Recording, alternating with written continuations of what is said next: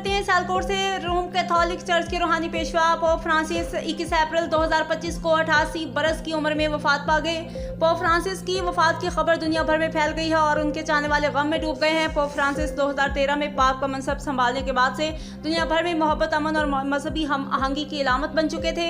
उनकी वफात का ऐलान वेटिकन सिटी की जानिब से किया गया है। वेटिकन के मुताबिक पोप फ्रांसिस की मौत तिबी वजूहात की बिना पर हुई है।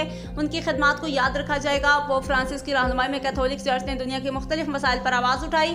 खासतौर पर गरीब और पनाहगज़ीनों के हकूक़ के बारे में उनकी आवाज़ बुलंद हुई। उनके वफात के बाद दुनिया भर में सोग का समा है। लोग उनकी रहनुमाई को याद करते हैं। वेटिकन में अगले पोप के इंतखाब की तैयारी जारी है और दुनिया भर में कैथोलिक मसीही उनके जानशीन का शिद्दत से इंतजार कर रहे हैं।